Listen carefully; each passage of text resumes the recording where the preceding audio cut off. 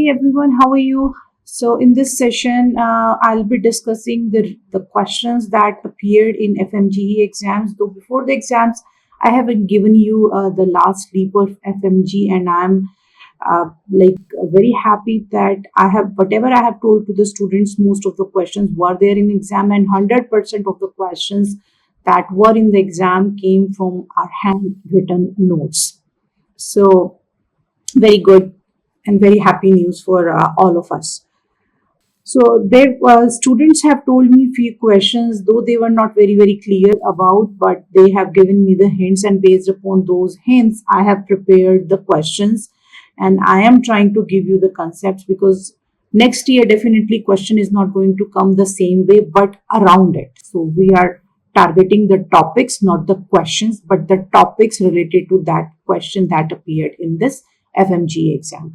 So the student was telling me about that there were these pictures of the stretchy skin, the very flexible joint, like too much unusual way the skin can be stretched, as it is shown in this diagram up here.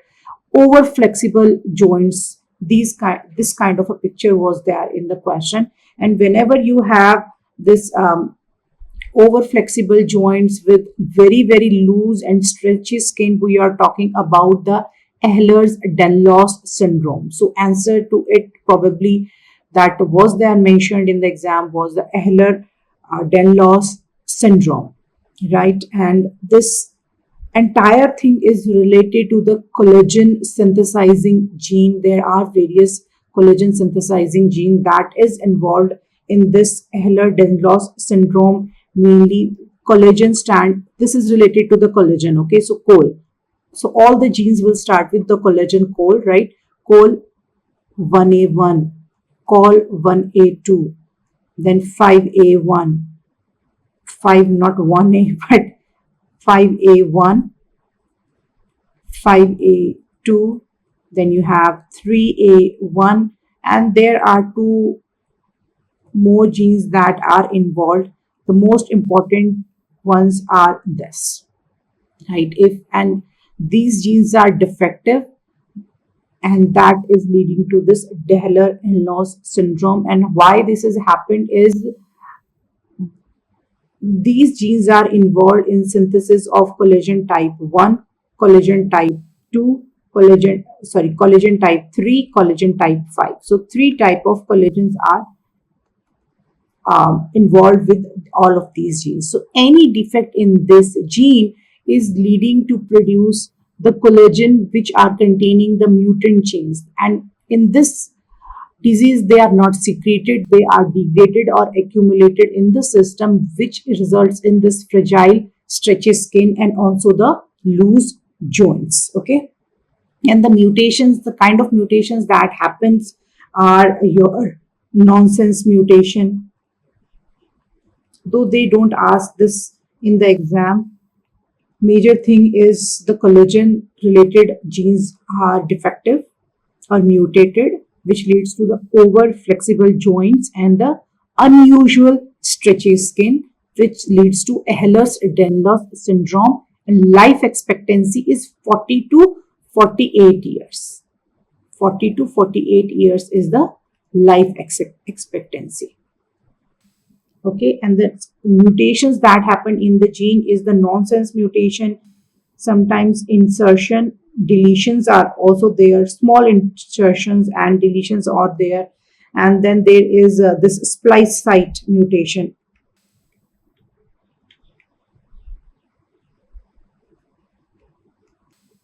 Right, so one question was this.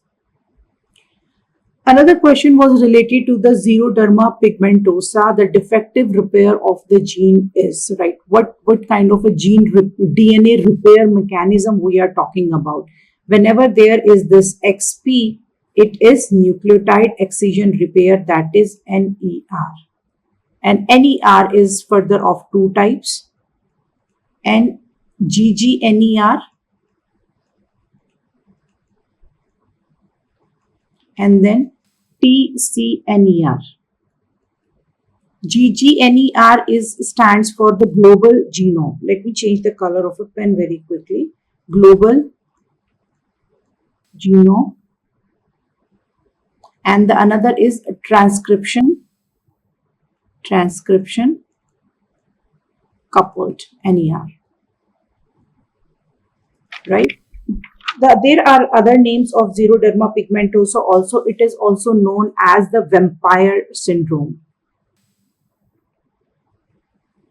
And the children who are suffering from this disease, they usually come out like they are known as the children of night, actually.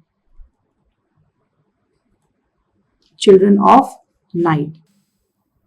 And all this happens because there is this gene mutations in various genes that are that is present in our body, and upon exposure of light, mutations in the gene occurs, which results in this xeroderma pigmentosa. And the various gene involved are XP for the xeroderma pigmentosa A, XPB, xeroderma pigmentosa C, D, E, F, G.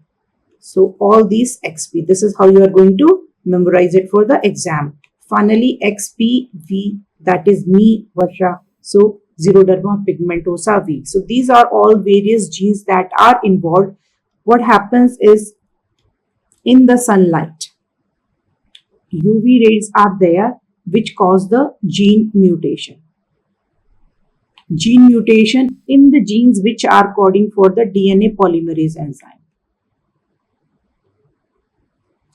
Right? This DNA polymerase is a part of our DNA repair mechanism.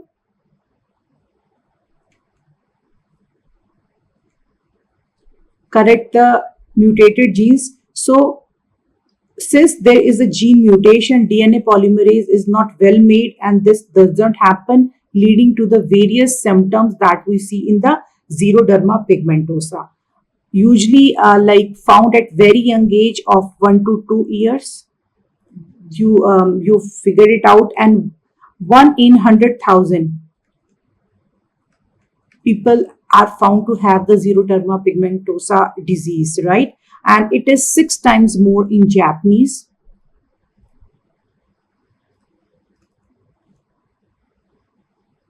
as compared to the others.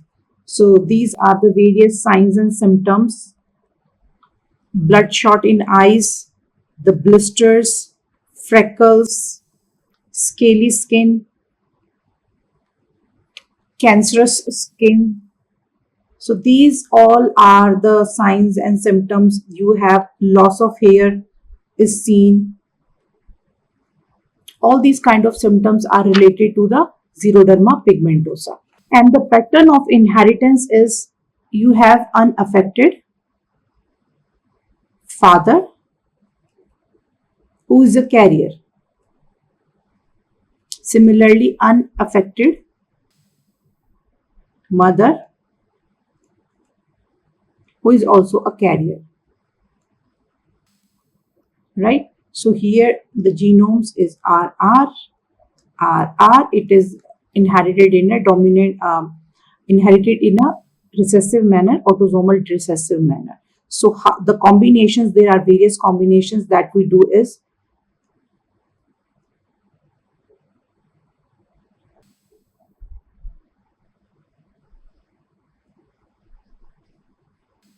then you have this RR that is unaffected.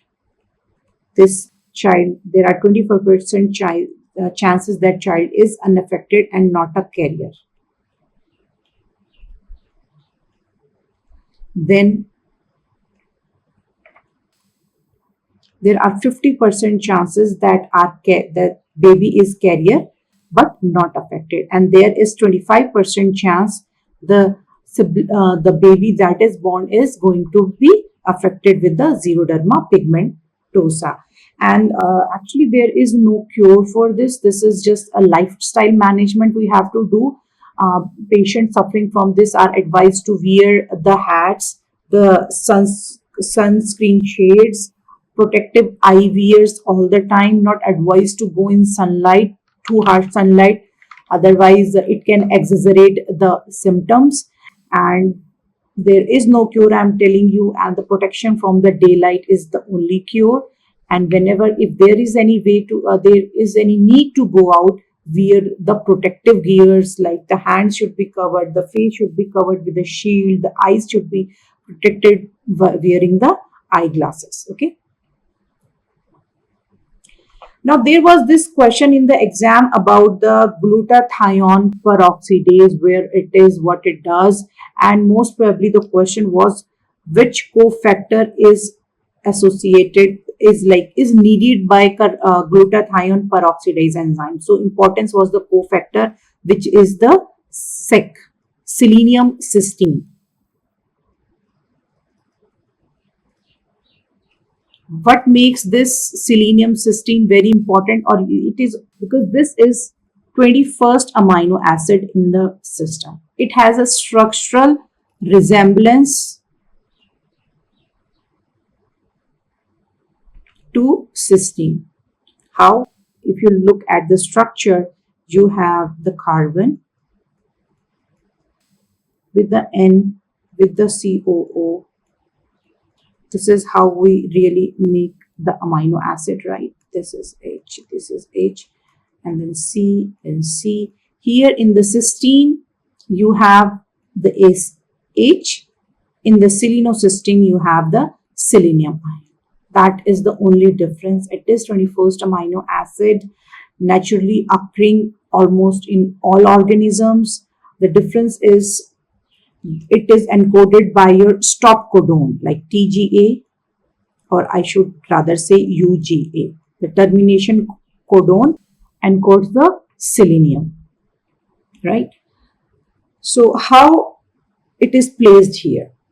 See, this glutathione is very important for our body.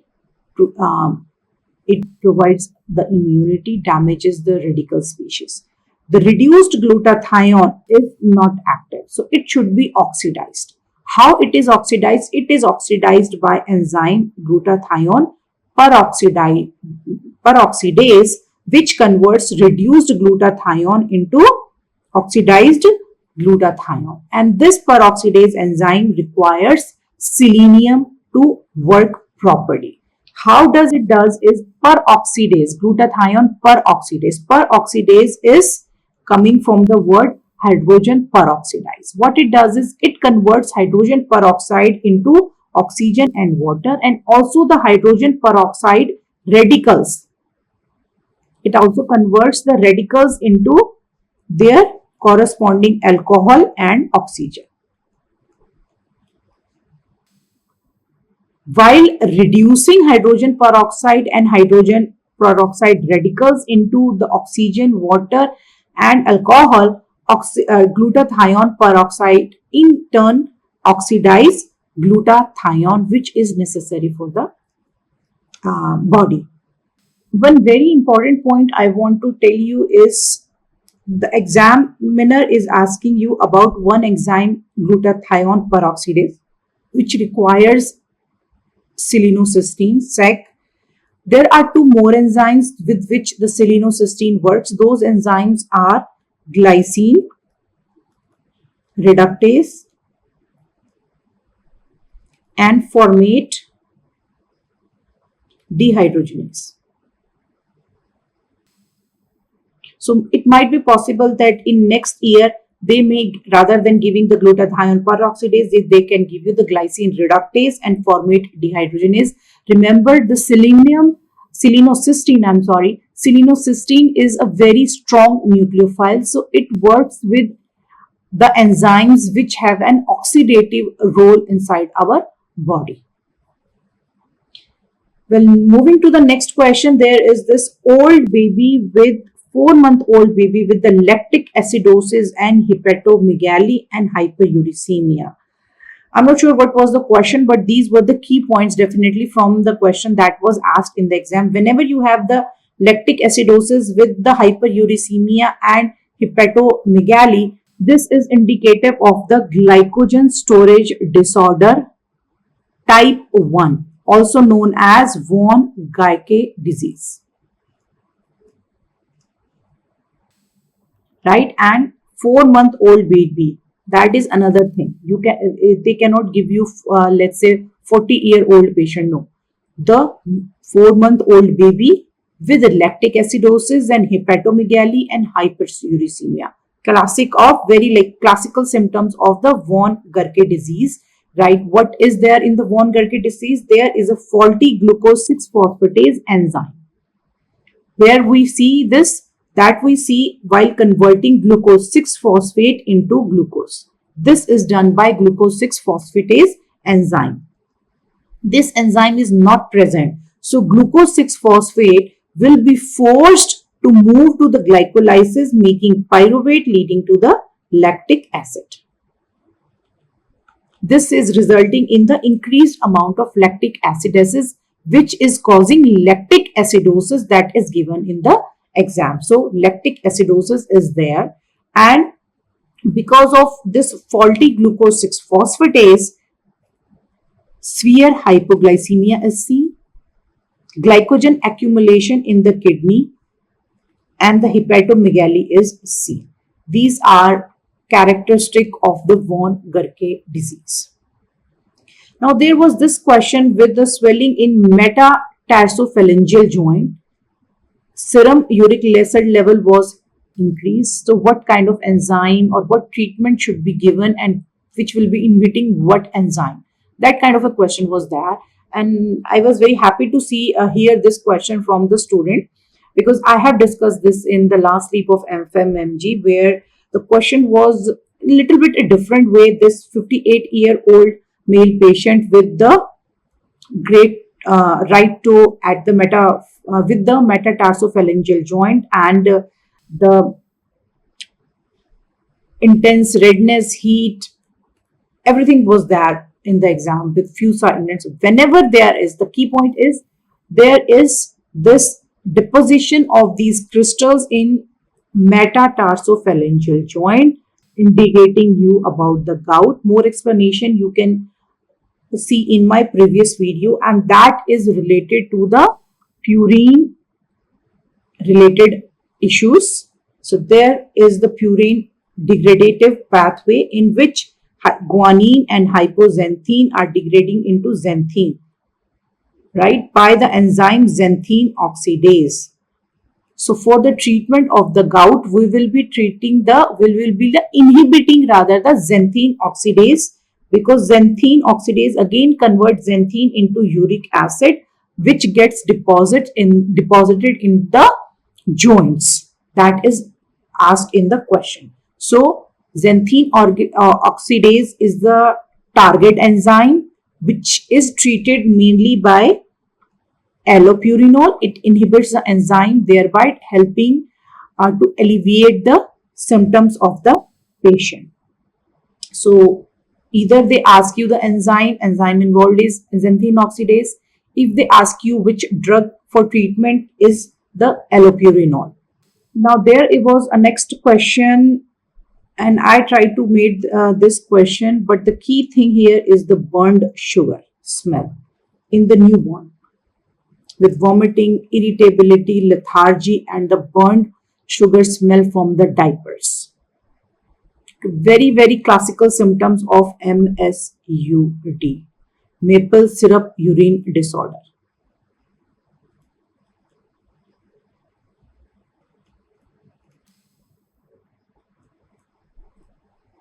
And the enzyme responsible is branched chain keto acid dehydrogenase, in the short form BCKDH.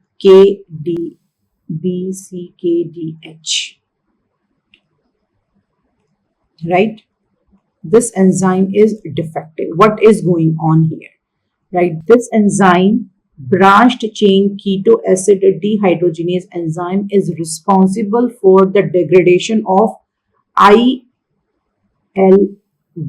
not ILU, I love you, but it is ILV, isoleucine, leucine, and valine, is degraded by this enzyme. Since this enzyme is not present, this will keep on accumulating, leading to the symptoms of the lethargy, irritability, the vomiting, and the burnt sugar smell, or you can say the fruity smell of the sugar, or the maple syrup odor. Those who have smelled the maple syrup. This is a sugary syrup. Most of the eastern countries, they use it. That is derived from this tree known as the maple tree, and this tree looks like, have you ever seen this Mohabbatein movie, and the leaf was of a particular type? That kind of a leaf comes from the maple tree. It's a big tree, same स्टाइन का tree होता है, and then you get a maple syrup. That is a sweetie syrup, and that kind of a disorder comes from order, not the disorder, but the smell comes from the diaper, from the clothes. Sometimes the smell from the mouth also is the maple syrup. And the enzyme which are producing this dehydrogenase, the gene which is producing this dehydrogenase is BCKDH type A, BCKDH type B. So these are the two genes, and there is one more gene, doubt gene I call it, DBT. These three genes are responsible, right, to making this complex protein. And since this complex protein is not there, these are not degraded, leading to the accumulation of this in the body, causing amino acid toxicity, right?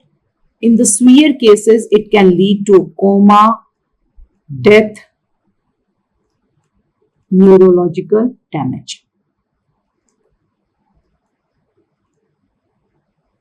Symptoms. If we talk about symptoms, symptoms are lethargy, right? Irritability. Patient, baby will be very irritated. Hypotonia, high pitch cry, very high pitch cry, and most of the time the parents, they abandon the baby, but this can be treated. Okay, so please support these kind of child.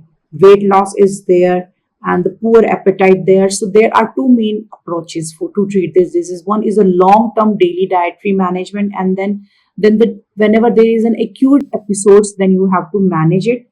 Most of the patients, the newly born babies, are kept on this meta nutrition diet, which does not contain for the ILV, which does not contain isoleucine, leucine, and valine free for 3 years and above. This formula is for 3 years and above.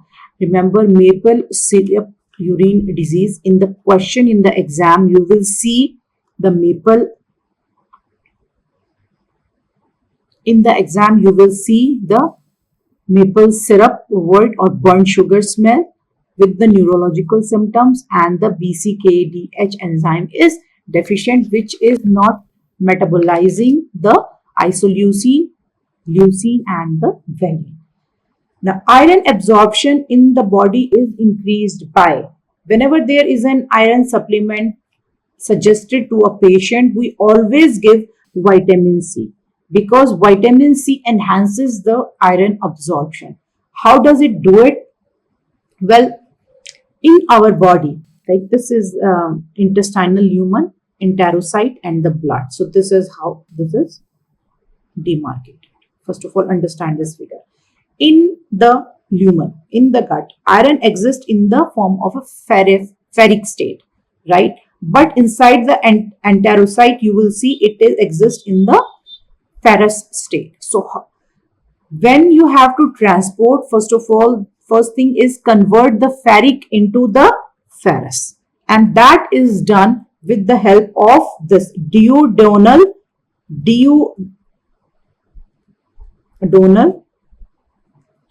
cytochrome B, right? Which needs what? Ascorbyl radical, that is made from ascorbic acid. That is another name of the vitamin C. Okay, and also to transfer the ferrous into the enterocyte, this dimetal transporter 1 also requires vitamin C or ascorbic acid support so that it can do the transfer.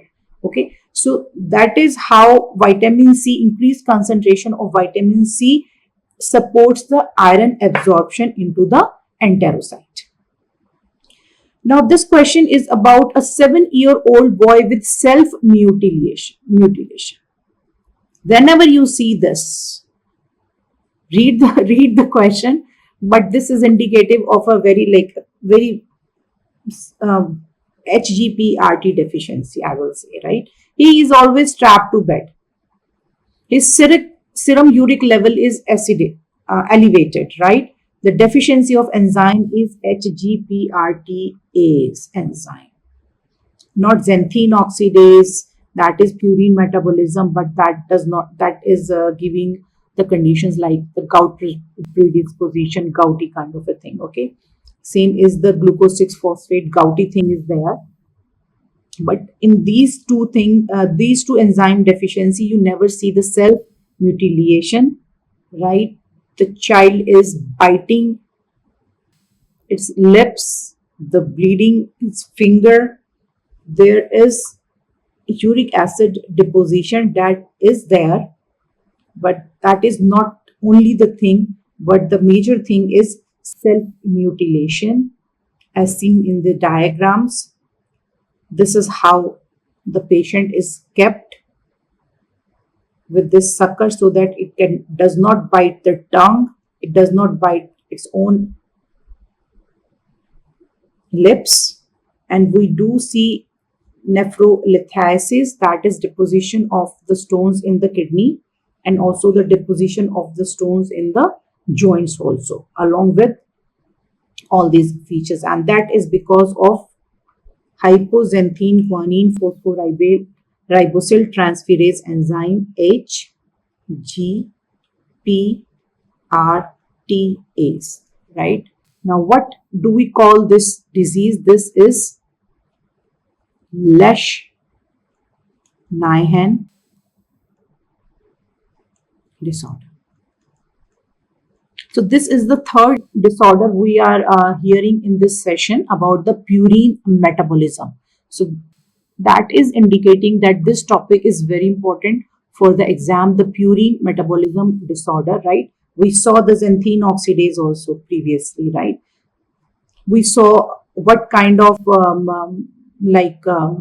which purine, which is responsible for all those symptoms वगैरह, right? तो उसमें हमने we might see the adenine or the guanine something there in the exam, but above this is this hypoxanthine guanine phosphoryl transferase enzyme, which is leading to the Lesch-Nyhan disorder, that is self-mutilation is the biggest thing. The neuropsychiatric findings we have found, there are other neurological problems also. The biggest thing is the patient suffering from this disorder is very aggressive in behavior, usually keep on fighting with the other siblings in the house, fight with the children in the school, so always like suspended from the class. All those kind of things are indicative of the Lesch-Nyhan syndrome.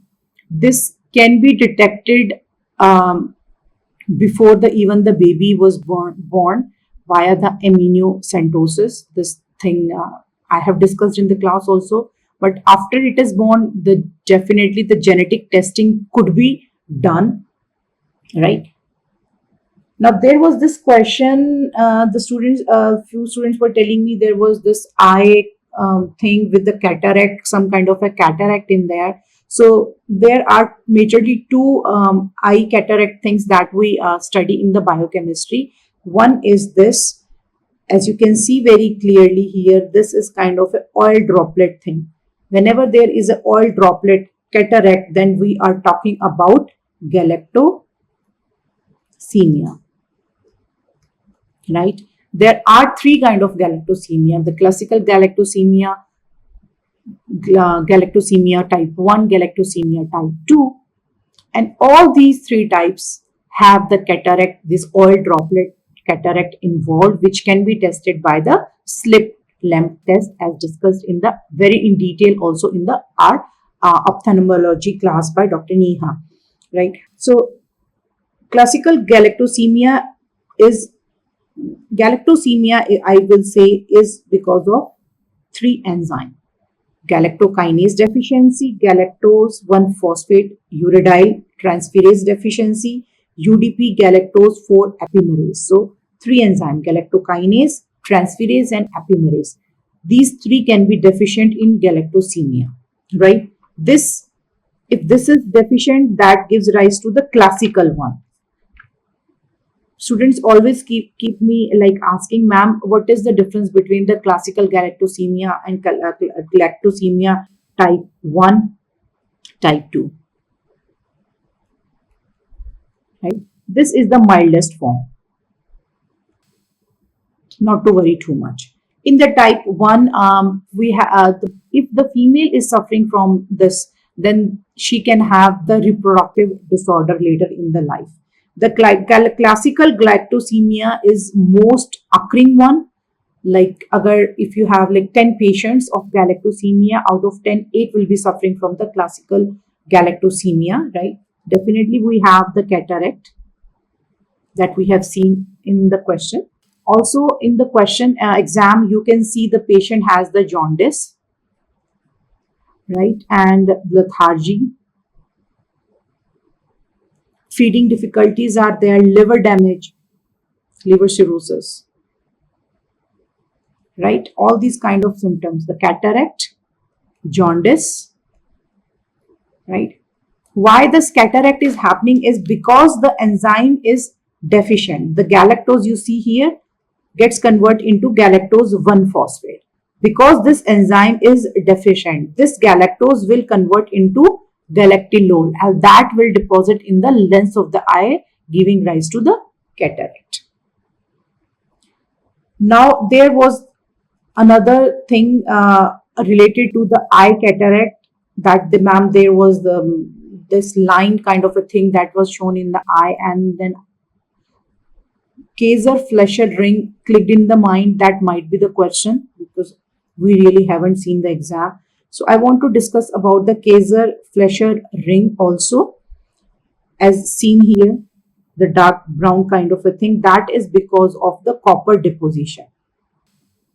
And whenever you have the excess copper deposition, we know we are talking about the Wilson disease. That is because of excess copper deposition, because there is this defect in enzyme ATP7B. This gene is defective.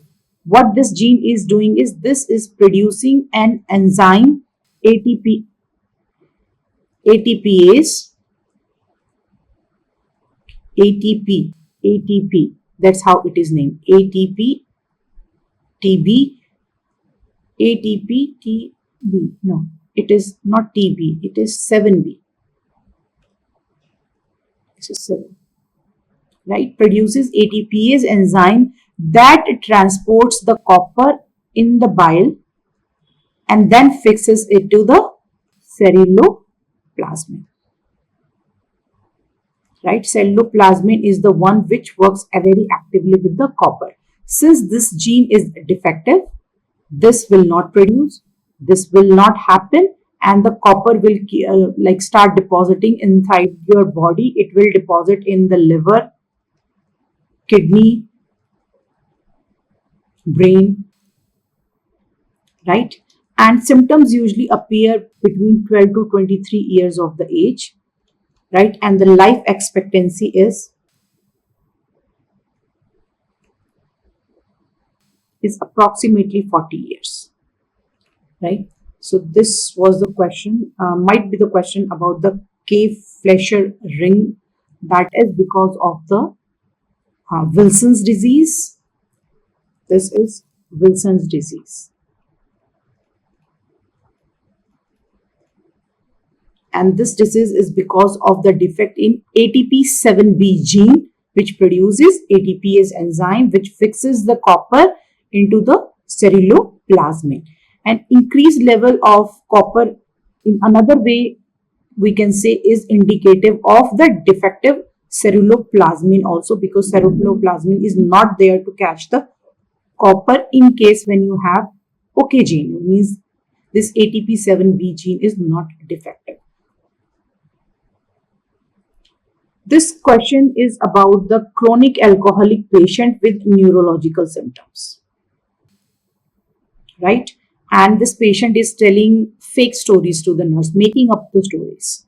Whenever you have these three things, the very chronic alcoholer is there, is making up the false stories, and there are some neurological issues that are going on. That means the thiamine deficiency. Thiamine deficiency. So many times we talk about this, and I have discussed this in detail. It is well written in the hand notebooks also, our handwritten notebook. So this is the thiamine deficiency. My apologies for the spelling if I may. Okay.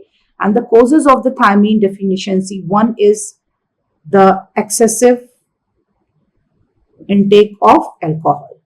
Another we see in exam is high consumption of the white rice or the refined rice, right? And then if the baby is breastfeeding from a thiamine deficient mom, these are the major three issues that we see how we get the thiamine deficiency in the body, and that leads to the beriberi. Beriberi is of two types, wet beriberi and the dry beriberi, that I will discuss in the next slide,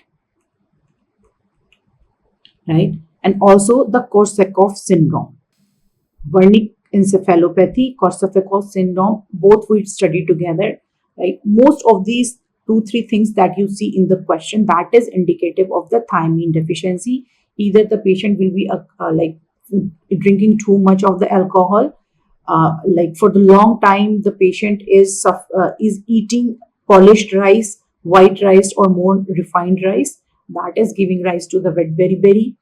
Dry beriberi, patients usually have these neurological symptoms making up the false statements known as confabulation. So patients start thinking in his or her brain that is actually not happened or happening, right? And why thiamine is important? Thiamine is important because it is involved in the enzyme that is in blue color up on my slide. Pyruvate dehydrogenase needs the thiamine as a cofactor. Alpha ketoglutarate, we know how important it is, and it requires thiamine as a cofactor. Transketolase and other enzymes in the pentose phosphate pathway, right? The major product of the pentose phosphate pathway is the ribose phosphate pathway. If thiamine is not there, this is not working. So it means we have decreased amount of ribose phosphate, and ribose phosphate is actively participates in with the nucleic acid complex sugar coenzymes. So is the NADPH, also very important because we see NADPH with the coenzyme, steroids, neurotransmitters, glutathione, that makes thiamine very, very important, right? Pyruvate dehydrogenase is a very important complex discussed in detail also in the class. Alpha ketoglutarate dehydrogenase, another important enzyme that requires thiamine. And so thiamine deficiency disturbs a lot of things in our body. So please do not drink alcohol too much, and educate people also for not drinking the alcohol. In the brain, thiamine deficiency affects the cerebellum, it affects the mammillary body and the brain stems, thalamus, hypothalamus. These are the parts where thiamine affects in the brain because of its deficiency. In this slide, I want to show you about the beriberi types, the dry beriberi types and the wet beriberi types. Right? In the wet beriberi types, there is a dilation of the right heart, which can cause to the heart failure. Also, Wernicke's syndrome is also seen. Patient is like confused. It can go to coma and finally can lead to death. In dry beriberi, we don't see the heart issues and this Wernicke kind of a syndrome, but what we see is the wrist drop, weakness of the muscles, right? Loss of reflexes in knee and the feet. There was this question about the 40-year-old male with shortness of breath, right? That is indicative of the anemia, right? But there was normal methylmalonine and the increased level of homocysteine. Increased level of homocysteine is indicative of reduced folic acid issue in the body, right? Increased level. But usually it is in with the increased level of methylmalonyl, right? Methylmalonyl. That is indicative of the reduced cobalamin. Cobalamin is your vitamin B12, folic acid is your vitamin B9. Since the normal methylmalonyl is there, so vitamin B12 deficiency is not there. So this can be a choice. This are not the choice, because the only choice, the best choice, we left with the vitamin B9 deficiency, or you can say the folic acid deficiency. There was question asked about this nutritional deficiency disease that we have discussed also in the +1, +2 class, about the kwashiorkor and marasmus. Exactly do not know what kind of the question was there. Maybe they are giving you the symptoms and asking you what kind of a nutritional deficiency disease it is, or they might have given you an example, let's say, of kwashiorkor, and may ask you what diet should be given to patients suffering from kwashiorkor. So I will discuss the entire thing in detail so that you know the concept, you know all the answers, and that will reduce the anxiety what they might ask in the exam. So kwashiorkor and marasmus, if you look at this, what do you see? Very thin limbs, fatty stomach. Let's move to the next slide that will give you more detail. There are 10 differences, the major differences between the kwashiorkor and the marasmus child. The major difference, kwashiorkor is because of protein deficiency, KP. Kwashiorkor is because of protein deficiency. Marasmus is because of the MC, carb deficiency or calorie deficiency. You will see edema in the kwashiorkor patient. You will see the edema in the kwashiorkor patient, whereas in the marasmus you don't see the edema, right? Ribs are not very prominent because there is still the fat left. But in this, there is no fat because of malnutrition. The body is depending on the is diluting the lipid, that is lipid disposition in the body. That is why the patient suffering from the marasmus is very thin, because there is no fat there. So chubbiness is gone, only the rib cages are left, right? Muscle wasting is mild, but in here you see the muscle wasting is severe. So CM, marasmus becomes the CM because of the carbohydrates deficiency, and there is muscle wasting. The marasmus patient is very, very hungry, so he is or she is a voracious feeder. So how we treat kwashiorkor is, kwashiorkor needs adequate amount of the protein because of the protein deficiency, and the marasmus child we get adequate amount of, actually the major thing is the carbohydrate. Let's say exam में पूछ लेते हैं कि marasmus patient is needing what? The protein, carb, fat, all three things. So the best choice is the carb, because the carb is the most needed in the marasmus. Then definitely you need the protein and the lipids or fats in the diet also.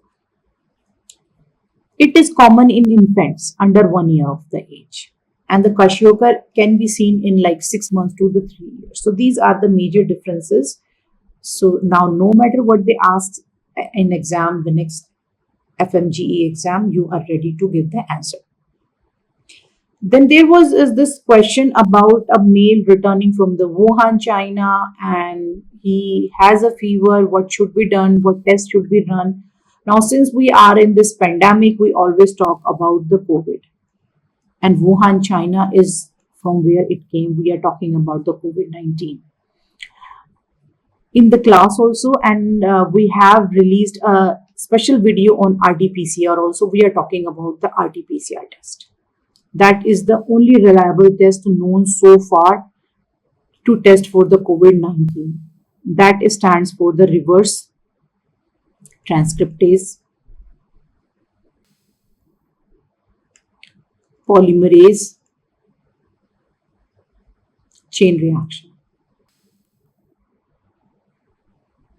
This is an extension of the PCR actually. Initially PCR was there, polymerase chain reaction, because we used to have sometimes very, very small amount of the DNA.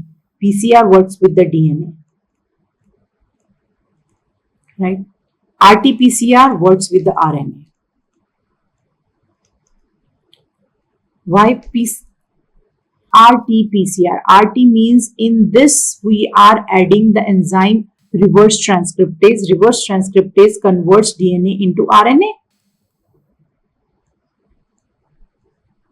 And then we do the PCR. That is the beauty of RT-PCR.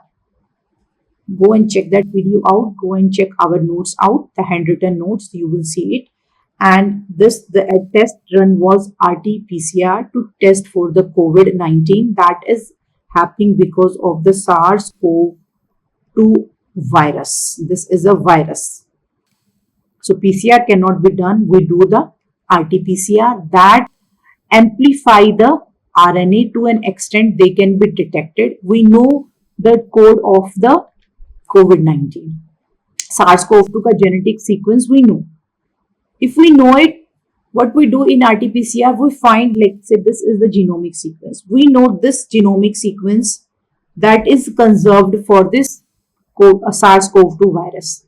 So we design the primers in a way that go and bind to this particular site, and then we elongate it using the PCR technique. For that we provide the DNTPs, we provide the ions, we provide the buffers, we give them the primer, we add the polymerase, DNA polymerase, specially TAC DNA polymerase that works well on the 72 degrees Celsius, that is the temperature.